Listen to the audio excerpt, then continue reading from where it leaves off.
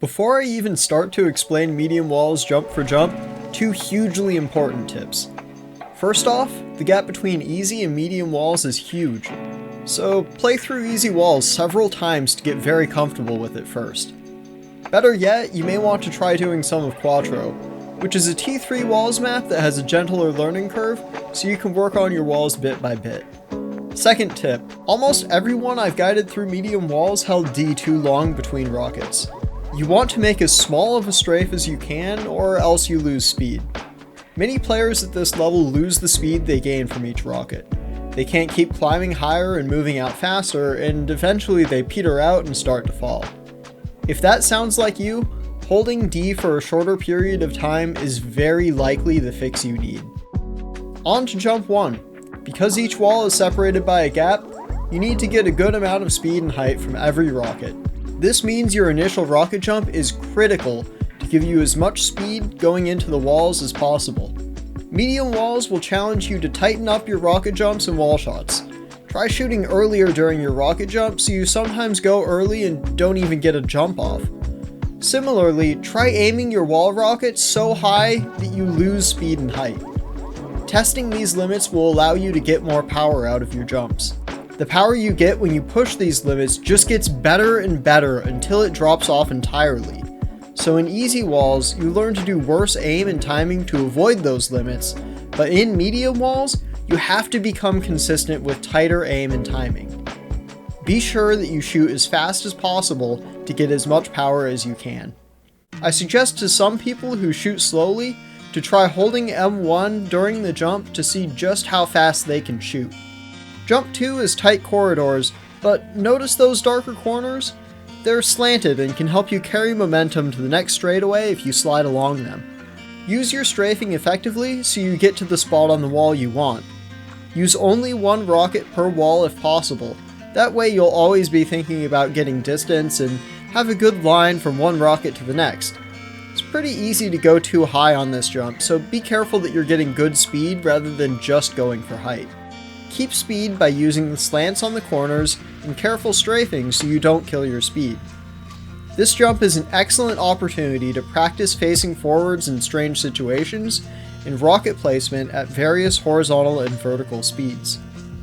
Jump 3 is a toughie. You need to do considerably powerful wall shots on alternating walls. When I was first doing this course, this jump was my nightmare. I kept at it though and made my way through the jump, and so can you. Aim low on the wall to start so you get a lot of height and a bit of speed. Strafe carefully to the first wall so you don't lose any speed, then launch off it with a well-placed rocket. Chances are your rocket will send you straight towards the next wall. You won't need to and won't want to strafe into that wall, because any extra strafing beyond what gets you to the wall is lost speed. Then you aim your left wall shot. Remember, for stock users, that you will need to aim extra far back for this one. If you did those first two wall shots quickly enough, you should be able to get a final rocket off the last wall and reach the end. Jumps 4 and 5 are the same thing in opposite directions. You need to get to the far end of the wall with your rocket jump and then do a powerful wall rocket to give you height and keep your speed. It's crucial that you don't strafe too hard into that wall, or else you won't have enough speed to avoid the ceiling. Once you shoot the wall rocket, strafe out in a half circle around to reach the top. Jump 5 will be more awkward because it's a left wall, but you approach the jump the same way. Compare what you're doing there to what you did for right walls to see what mistakes you may be making. Remember, for stock users, you'll want to aim further back on the left wall. On jump 6, you'll be doing more repeated wall shots than you ever have before. To keep the momentum going, it's absolutely crucial that you don't hold D too long while strafing back to the wall. This jump will test your rocket placement and strafing. For stock, rocket placement doesn't change too much until you start to go very fast, so you'll largely keep your aim in the same downright position. If your aim is very good with stock, then you'll get fast enough that the ideal aim will become a bit higher on your wall shots. For original, as you gain speed, you need to start looking higher and quite a bit forwards, or else you'll get weak rockets that don't maintain your height. Similar to Pogo, the aim you use is dependent upon your speed, but unlike Pogo, both vertical and horizontal speed play a role. It's totally possible to make the walls in this jump a lot easier with a sink. If you want to do that a bit, it's fine, but it's really critical that you come back and polish your wall shots. For jump 7, you use catching rockets to gain a large amount of distance despite falling. Walk off, crouch, and aim low, like during a wall pogo. Optionally, you can use W for the first rocket and treat it kinda like a wall pogo. Afterwards, you want to strafe and shoot low for your rockets, aiming as far forward as you can. The further forwards you aim, the better the catch is, but too far and you lose speed and control and it all falls apart. The theme is very similar in wall shots and wall pogos. The closer you push to the limit, the better, right up until you hit the limit and it no longer works at all. Jump 8 was my next roadblock. Similar to Jump 3, you need to go back and forth between walls. Unlike Jump 3, you need to keep a lot more speed than each rocket gives. You need a lot of height from the first 2 rockets, so you can't spare any of the little speed that you do get from them. Be very careful that you aren't overstrafing into any of the walls. In fact, pay close attention to what I do after my second wall shot. Rather than strafing toward the wall, I'm strafing away from the wall. This is because my rocket sent me too far into the wall and I wanted to keep some of the speed that I'd lose by crashing into the wall. It's all about pushing those limits. If I strafe too far away, I wouldn't be able to get a rocket off the wall. But by strafing as much as I did, I could keep a lot more of my speed. Notice also that I'm aiming very far forwards on the last few rockets.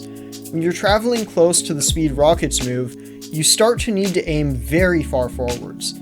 This effect is less noticeable with stock, or rather you need to be moving faster for it to make much of a difference, because the offset puts the rockets closer to the wall. Jump 9 requires low, fast left wall shots. It's going to be hard for me to help you with this one, because in theory, you already know everything that you need to. In practice, however, you don't have the muscle memory built up for left wall shots, so they'll be really awkward. Keep at it and try to do more jumps that use left walls. Eventually, you can get left walls to be as comfortable as the right ones. Jump 10 is rough for a lot of people, and there's several ways of tackling it. Perhaps the most obvious way to cheese this jump is to do a sink, but again, you'll miss out on the lessons about wall shots that the jump would teach you, and you should really go back and do the jump normally. One option is to start further back and to use 2 wall shots before the first stair. The hardest option is to start from where you get sent by the teleport, since you need to keep getting height and speed in spite of the adjustments that you need to make to avoid slamming into the wall. You need to be very conscious of your strafing and spacing during this jump so that you keep your speed and don't hit the parts of the wall that jut out. In Jump 11, you need to do several catching rockets to keep horizontal speed and prevent yourself from falling into the ground. You don't want to gain much height on your first rocket here. The more height you gain early on, the more you need to lose to go under the ceiling and the faster you'll be falling at the end. Instead, go pretty low and shoot each rocket in front of you to catch yourself well. Make sure you get to each wall quickly, because any time you aren't shooting a rocket, you're starting to fall faster. Jump 12 requires you to go low and fast. Shoot your first rocket to gain a lot of speed, then your wall rockets to increase your speed even more and maintain height. Pay attention to the aim here. It's very important that you aim these rockets well to cross the gap. It's only 3 rockets, but the jump is hard because aim is more important here than in any other jump in this course. The last jump in medium walls requires you to gain speed and height to cross a large gap. Everything from Jump 6 applies here, but it's even more important that you don't lose speed from holding D too long. It's very important that you gain speed with each rocket because you aren't pressing D too early or holding it a bit while you start to turn to aim. For nearly everyone at this skill level, holding D at the correct time during your wall shots is hard to do and not yet a part of your muscle memory. It'll also be very important that you have well-aimed wall shots so they send you with a good amount of power, but this isn't quite as critical as releasing D is. Keep at it and you'll develop the habits that you need to build speed and height with each wall shot. Best of luck figuring out medium walls. Put enough practice in and it'll all come together. Thanks for watching and have a great day.